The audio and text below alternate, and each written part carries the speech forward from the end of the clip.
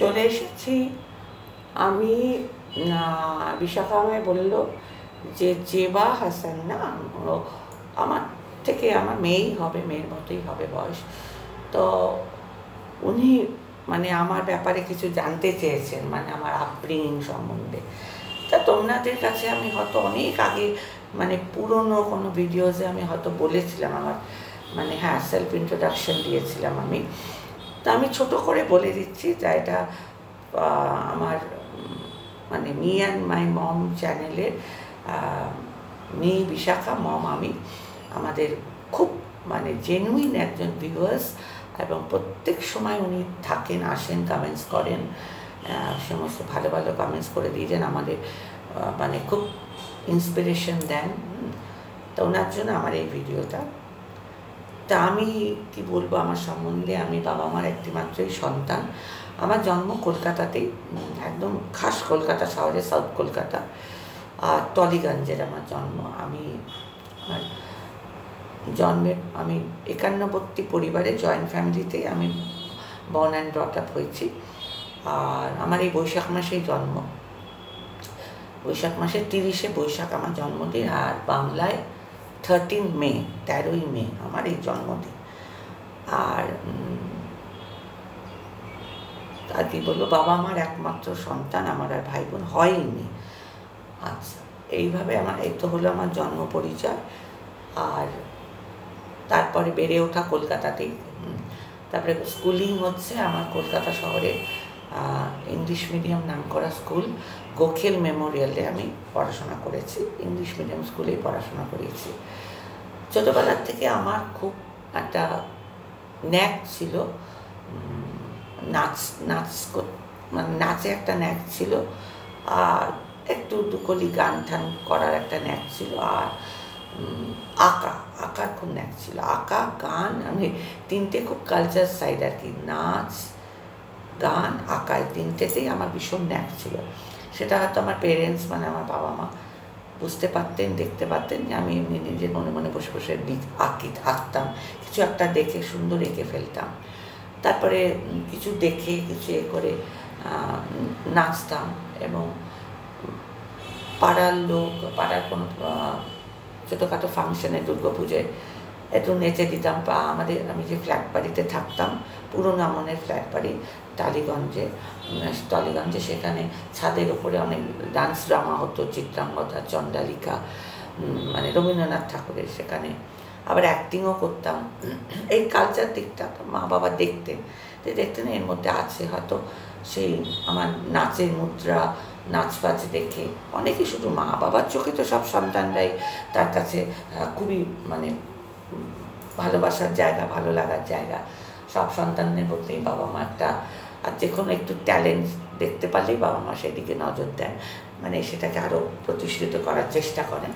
তা সেরকম আমার মধ্যে আমার বাবা মা দেখেছিলেন। শুধু আমার বাবা মা বলে না, পাড়া প্রতিবেশী, আত্মীয় স্বজন, আমার কাকা কাকিমা, না তখনও কাকিমারা আসেনি, মানে কাকারা সবাই ভালো বলতেন।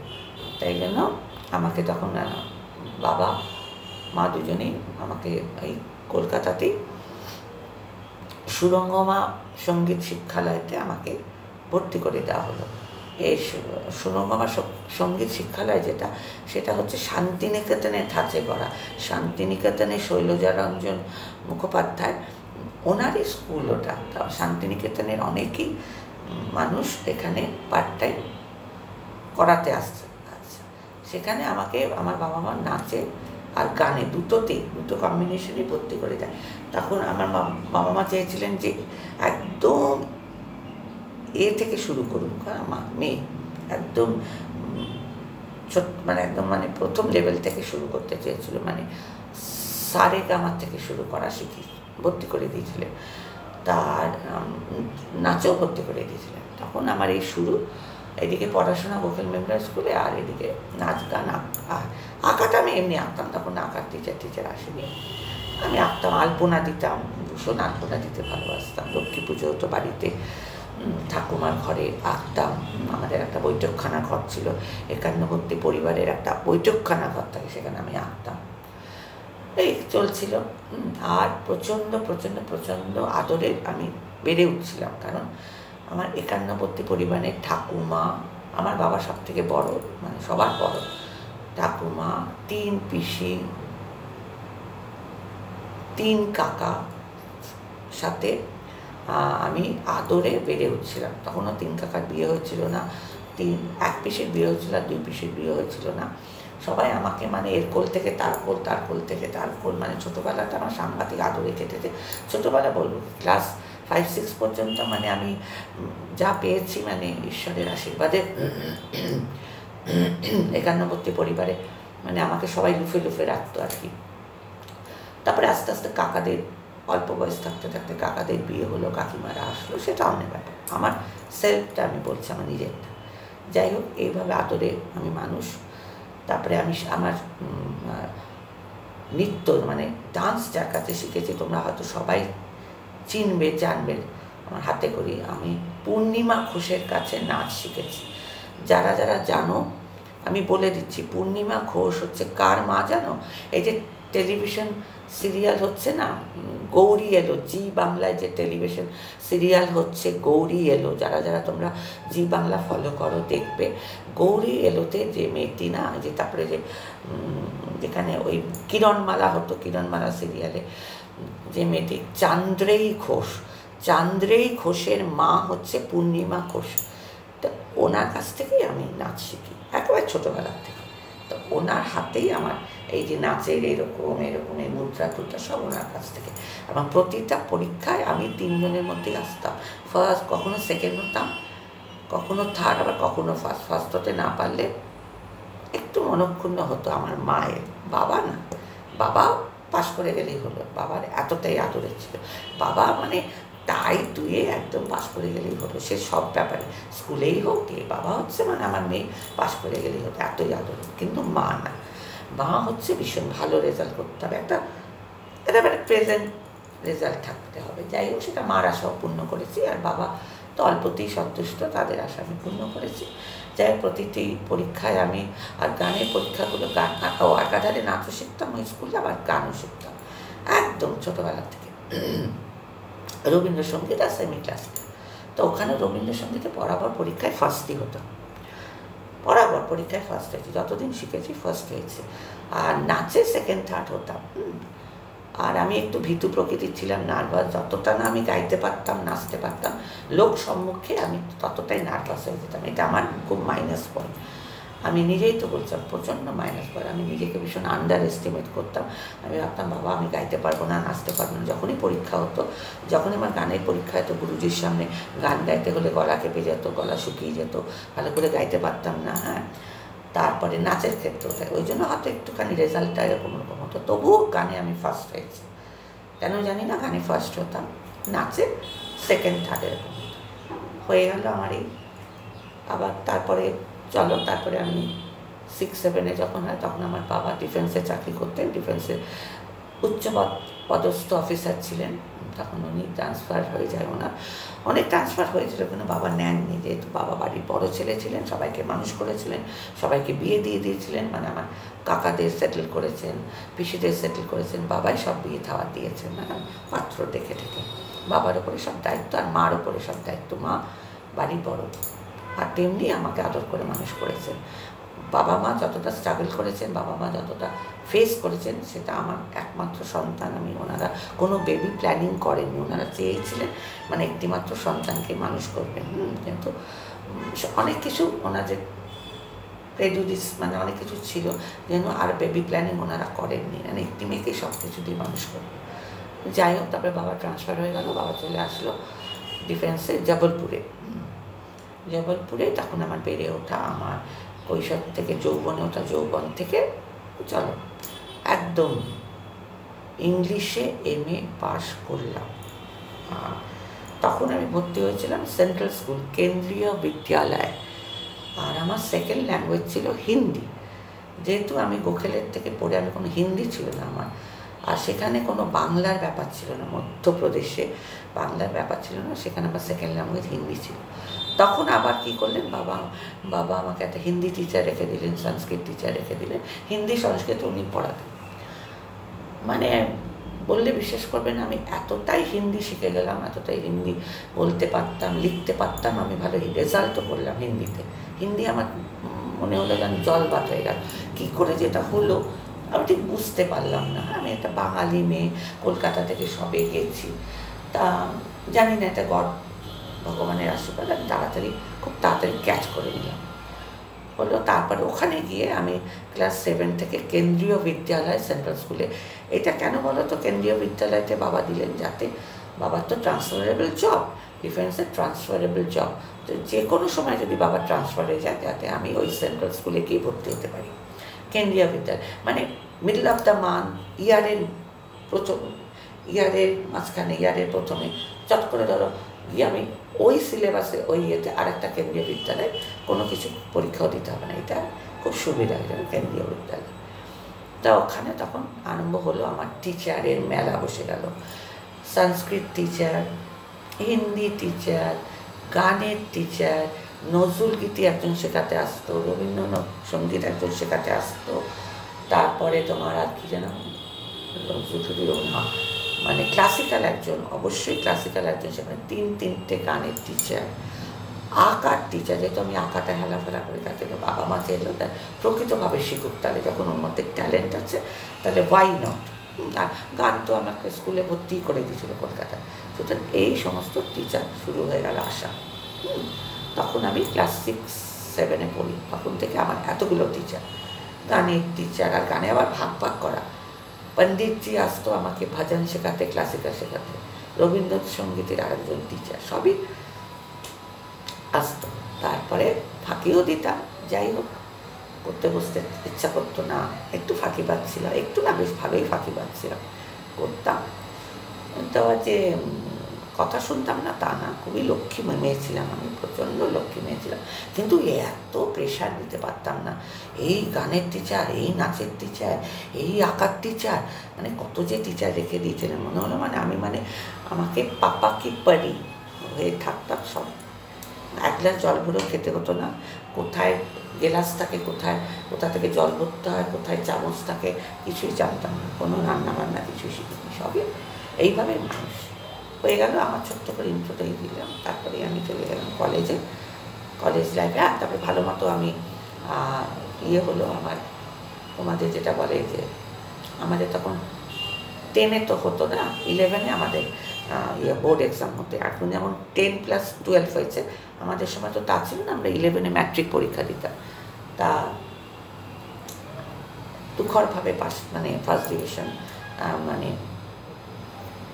লেভেলে ফার্স্ট ডিভিশন, আমি বলবো না যে আমি খুব সাংঘাতিকভাবে ফার্স্ট ডিভিশন পেয়েছি, লেটার পেয়েছি, না, ফার্স্ট ডিভিশনে আমি পাশ করেছিলাম, এইটুকু বলতে পারি। কারণ আমার নাম্বারটা আটকে গেছিলো একটু হিন্দিতে, নতুন হিন্দি শিখেছিলাম তো, হিন্দিতে। আচ্ছা, তারপরে হয়ে গেল, তারপরে কলেজ ওখানে বাবার একটাই, কোয়েডে দেবেন না, কোয়েড কলেজ ওখানে পড়াবেন না বাবা, মাও না। তখন আমাকে এখানে ওমেন্স কলেজ, নাম করা MH কলেজ, মানে ওমেন্স কলেজ, কি নাম করা কলেজ, ওখানে আমি ভর্তি হলাম, BA গ্র্যাজুয়েশন করতে শুরু করলাম। তারপরে গ্র্যাজুয়েশন, পোস্ট গ্র্যাজুয়েশন ওখান থেকে করলাম। তারপরে এই আমার ইন্ট্রোডাকশন হলো, মানে আমি ইংলিশে, আমার খুব দখল ছিল ইংলিশে। এইদিকে আমার অনেক ডান্স ড্রামা করলাম, প্রচুর ফাংশন করলাম, চিত্রাঙ্গদা, আমার মা তো রেডিও সিঙ্গার ছিলেন, আর বাড়িতে মার কাছেও শিখতাম পুরোনো দিনের গান, সুধীন দাশগুপ্তের গান, সুধীরলাল চক্রবর্তীর গান, অপরেশ লাহিড়ীর গান, শ্যামল মিত্রের গান, এইগুলোও শিখতাম, মান্নাদের গান, তারপরে সুপ্রভা সরকারের গান, মানে ওইসব প্রাচীন পুরাতনী গানটা না, রামকুমার চট্টোপাধ্যায়ের গান, এইসব। মানে আমি একটা কালচার্ড ওম্যান হয়ে পরিণত হলাম, একটা কালচার্ড সাইড। এদিকে বাবা আমার একমাত্র সন্তান, খুব মানে এডুকেটেড, খুব কালচার্ড একটা, বলতে পারো যে মানে এত ডিসিপ্লিন একটা, মানে মিলিটারি তো ডিফেন্স, সিভিল ডিফেন্সের ওই রকম পরিবেশে থেকে, মানে একটা চিংচাম পরিবেশে একটিমাত্র সন্তান, সমস্ত কিছু আমাকে বাবা মা শিখিয়েছিলেন, এবং তার প্রয়োগ আমি করতে ফাঁকি দিয়েছি, কিন্তু প্রয়োগ করেছি।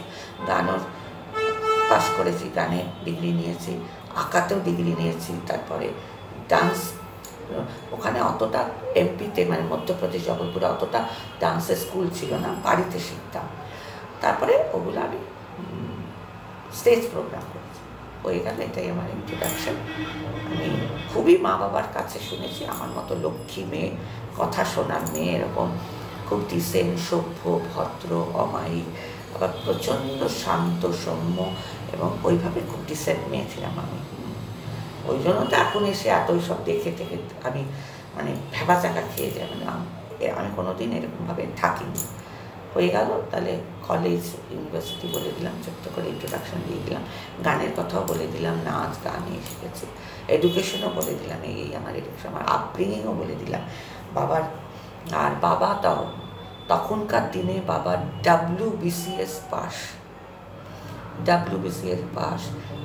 ডাবল MA ইন ইকোনমিক্স ছিলেন বাবা, WBCS ছিলেন। তা বাবা প্রচণ্ড হাই লেভেলের জব করতেন ডিফেন্সে।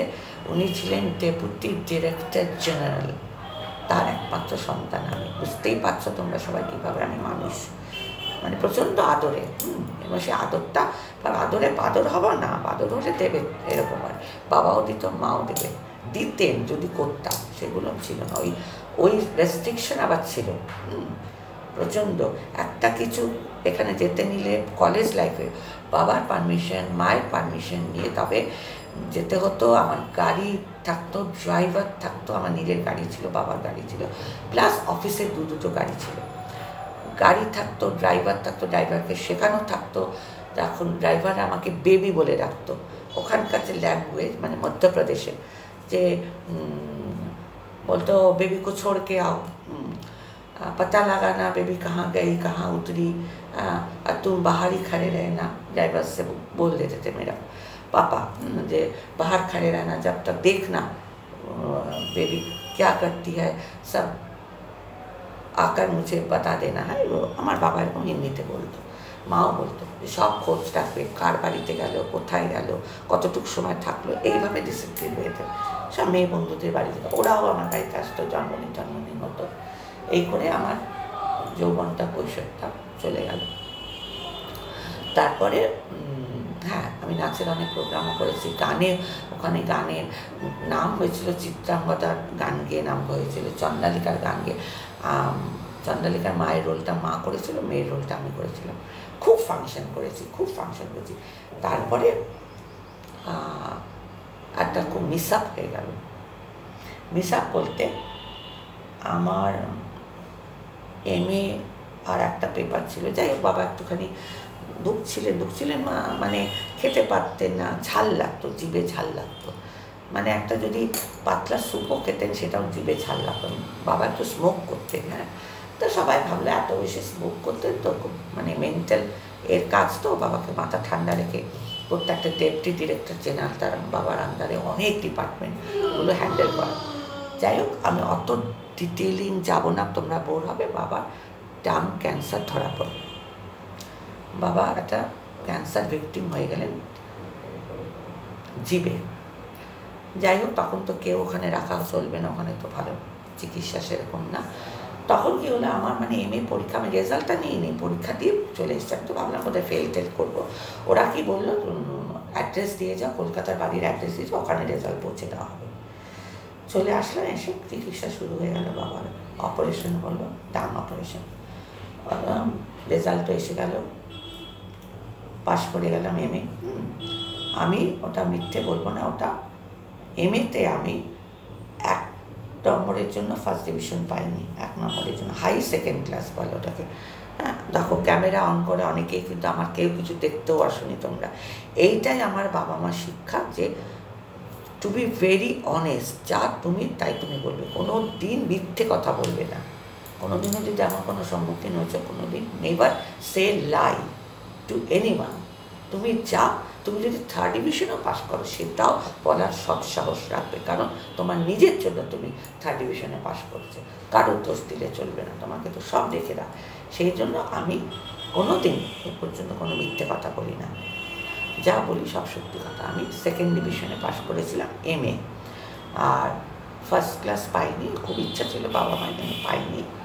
এমনি আমার হিন্দিতে খুব ব্যাপারটা কম এসেছিলো, হিন্দি তো প্রথম না, আমার একটা ল্যাঙ্গুয়েজ ছিল না বাইরে, যাই হোক হিন্দিতে কম হয়েছিল। হ্যাঁ, তারপরে কলেজে কিসে যেন আটকালাম, হ্যাঁ ওটা, হ্যাঁ কলেজে হিন্দি ছিল না সংস্কৃত একটা, যে আমি ঠিক ভুলে গেছি।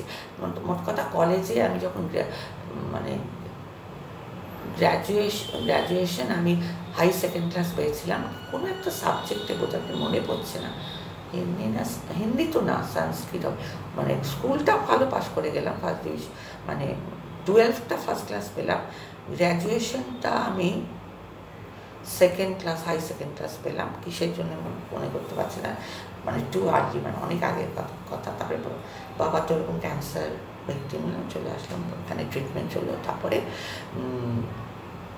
আমি এখানে বাবার ট্রিটমেন্ট চলছে, কেমো চলছে, একটা অপারেশন হয়ে গেছে, কেমো চলছে। বুঝতেই পারছো, একটি মাত্র সন্তান, বাবা মার এত আদরের মানুষ, মার অবস্থা বুঝতে পেরেছো তো কি, বাবা মার আবার লাভ ম্যারেজ, তখনকার সময় বিশাল লাভ ম্যারেজ ছিল, বুঝতে পেরেছি। আমার মাও প্রচণ্ড শিক্ষিত, আমি বললাম না বাবা তখনকার দিনে WBCS ইকোনমিক্স ছিলেন, আর মা বেঙ্গলিতে MA ছিলেন, তখনকার জমানায় রেডিও আর্টিস্ট ছিলেন,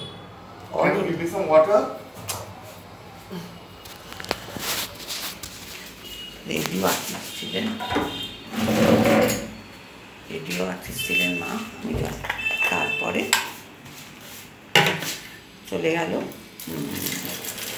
জলটা হতো, তারপরে আমরা আসলাম, তখন আমার কী হলো, বাবা বিয়ের খোঁজ করতে লাগলেন, যে না তাড়াতাড়ি বিয়ে দেবো এই জন্য, যে বিয়ে দিয়ে দিলে, কারণ বাবা জানতেন যে বাবার আর দিন ফুরিয়ে এসছে, এত মানে লিটারেলি মানুষ উনি, আর মা অতটা বুঝতেন না, মাকে বলেনি, বাবা কোথা থেকে উনি আজ পেয়েছিলেন, উনি বেশি দিন আর নেই, তো মেয়েকে তো সেটেল করে যেতে হবে, ওই জন্য বাবার বন্ধুর ছেলের সাথে যা দেখে না শুনে, একটু আমি তখনকার দিনে অত দেখাশোনা করাও না, আমি একটু জল ভরতে কথাটা বলছি ছেলেকে। তারপরে আমার ওখান থেকে বাবার বন্ধুর ছেলের সাথে বিয়ে হলো, বন্ধুর ছেলের সাথে বিয়ে দিয়ে দিলেন, বাবারই কালিগস, এই কলকাতাতেই, মানে একই অফিসে, ভীষণই একনিষ্ঠ বন্ধু, একসাথে অনেক বছরের পর বছর কাজ করেছে। তা ছেলেটি চার্টার অ্যাকাউন্টেন্ট, একটি মাত্র ছেলে, আর আমার ননদ আছে, সে বিদেশে থাকে, ননদও সেটেল বিদেশে তার হাজব্যান্ডকে নিয়ে, আর ছেলে পড়াশোনায় ভালো, শিক্ষিত ছেলে, একটি মাত্র ছেলে, খুবই জেনুইন, ভদ্র, সভ্য, রামকৃষ্ণ মিশন থেকে, নরেন্দ্রপুর রামকৃষ্ণ মিশন থেকে স্কুলিং করেছে, তারপরে রামকৃষ্ণ মিশন কলেজ থেকে পাশ করা ছেলে, তারপরে চার্টার অ্যাকাউন্টেন্সি পাস, তা CA মানে চার্টার অ্যাকাউন্টেন্সি পাস ছেলে, ভালো চাকরি করে, একমাত্র ছেলে, নিজেদের বাড়ি আছে, সব দেখে থেকে। তারপরে আমাদের একটু জানাশোনা হলো, আর বন্ধুর সাথে একটু জানাশোনা, আমাদের একটু কোর্টশিপ হলো, অত বুঝতে পারিনি, যাই হোক আমার অত ডিটেলে আমি যাব না। বিয়ে হয়ে গেল, আমার বিয়ে হলো 78-এ বিয়ে হলো, আর 80-তে বাবা চলে গেলেন, বিয়ে দিয়ে গেলেন। আমার নাতি মুখ দেখে যেতে পারেননি, আমার ছেলের মুখ দেখে যেতে পারেননি, এটাই আমার সব থেকে বড়, এত বাধ্য আদরের সন্তান, মুখ দেখে যেতে পারেননি। উনি অনেকে বলে আমার ছেলের মধ্যে নাকি আমার বাবার ইয়েটা অনেকটা আছে, মুখস্থিতে, হ্যাঁ সেটা অবভিয়াসলি আছে। হ্যাঁ, বাবা চলে যাওয়াটা আমার কাছে একটা,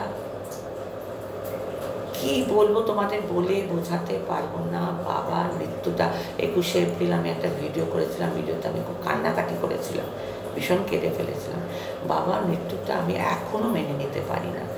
80 সালে বাবা চলে যায়, এবং বাবাকে এখনও প্রতিটা মুহূর্তে, এই বয়সে এসেও, আমার এই 68 ইয়ার্সও, আমার এখন মনে হয় আমি 8 বছরের একটা শিশু, এইভাবে একটা 8 বছরের শিশু যেমন বাবাকে মিস করে, সব কিছু যদি আমি একটা কিছু ফেস করি মনে হয় ইস যদি বাবা থাকতো, হ্যাঁ বলতাম। বাবার সাথে একটু এক্সট্রা ব্যাপার ছিল।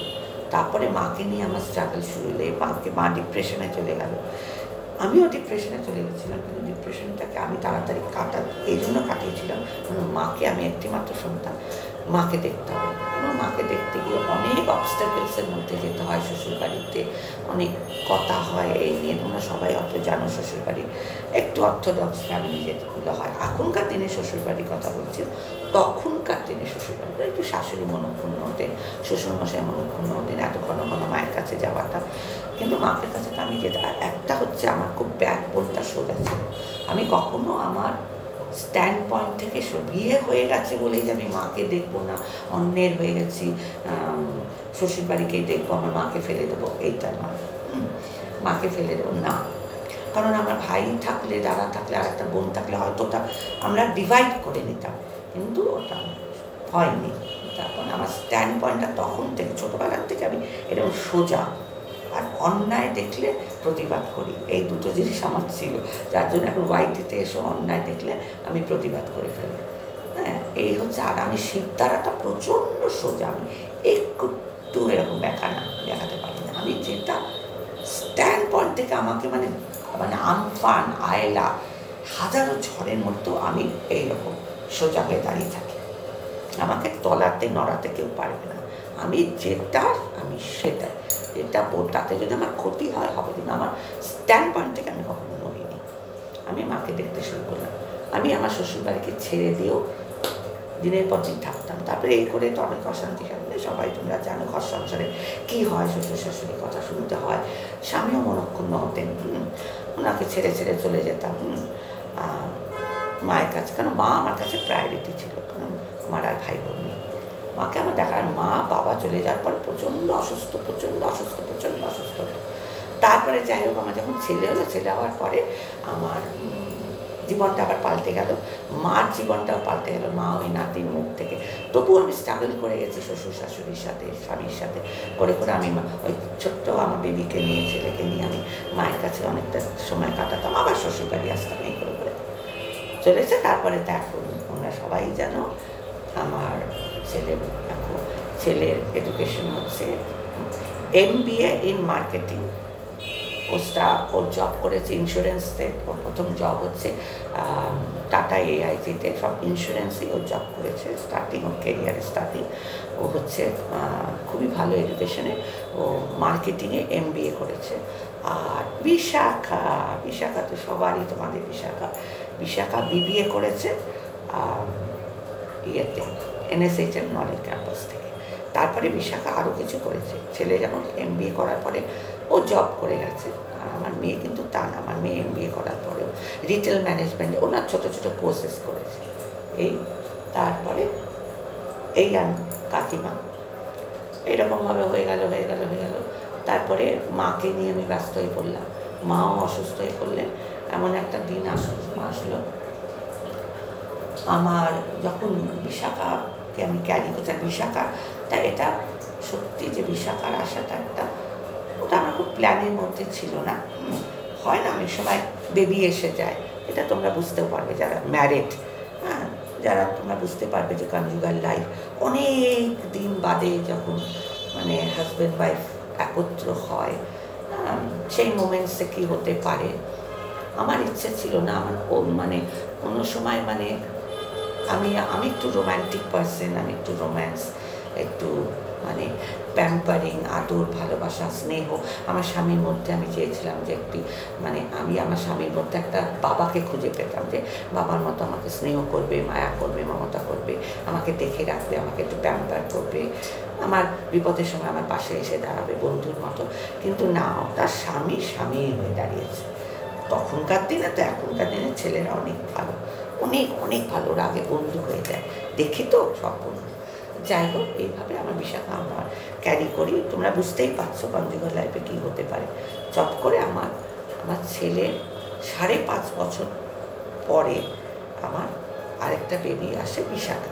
কিন্তু এই যে বিশাখা আমার জীবনে এতটা লাইটনিংস এনে দেবে, এইটা আমার, তার আগে আমি মাকে হারালাম। হ্যাঁ, বিশাখা যখন ক্লাস কত 3-তে পড়ে, 3-4-এ পড়ে, আমার অতটা মনে নেই, মাও চলে গেল। তারপরে এই বিশাখা আমার জীবনের একটা প্রদীপ, আমার জীবনের একটা অহংকার, আমার জীবনের একটা পিলার, আমার জীবনের একটা মেডিসিন, আমার জীবনের একটা আলো। মানে আমার মানে বিশাখাকে পেয়ে আমি মানে সমস্ত দিক বিদিক শূন্য হয়ে গিয়ে আমার মেয়েকে মানুষ করতে লাগলাম। বিশাখা আমার কাছে একটা গিফটেড, মানে গড গিফটেড। আর ও এখনো পর্যন্ত, আজকের দিন, আজকে হচ্ছে মে 5th মে পর্যন্ত, আজকে সকাল পর্যন্ত আমাকে যা যা দিয়ে গেছে, যেভাবে আমার পেছনে থাকে, যেভাবে আমাকে টেক কেয়ার করে, যেভাবে আমার যত্ন করে, যেভাবে আমাকে দেখে রাখে, যেভাবে আমাকে সব করে, I am a proud mother. ও যখন ইউটিউব চ্যানেলটা খুললো, আর ও সব কিছু আমাকে বলে করে। হ্যাঁ, ওর স্ট্রেংথ আবার আমি, মানে মি অ্যান্ড মাই বন্ড, এই জন্য চ্যানেলটার নাম। আমরা এক দুজনের পূরক আর কি। এ অন্যকে ছাড়া চলতে পারে না, এ অন্যকে ছাড়া চলতে পারে না। এ সব কথা শেয়ার করে, ও সব কথা আমাকে শেয়ার করে। এ হচ্ছে মা মেয়ের বন্ডিং। ও যখন চ্যানেলটা খুললো আমাকে বলে খুলেছে, ও যখন সব কথা চাকরি ছেড়ে দিল আমাকে বলে ছেড়েছে, আমিও বলেছি ঠিক আছে, একদম যাবে না, তাতে তোমার মেন্টাল স্ট্রেস পড়ে। যাই হোক, ও তারপরে যখন চ্যানেলটা খুললো তখনও বললো যে মা, আমি তোমার নাম দিচ্ছি, কিন্তু তুমি মাঝে মধ্যে এসে তোমার প্রতিভাগুলোকে নষ্ট করবে না। এই মেয়ে বলেছে, তোমার ডান্স, তোমার মিউজিক, তুমি সব রাখবে। এই আমার জার্নি শুরু হলো, মি অ্যান্ড মাই মম।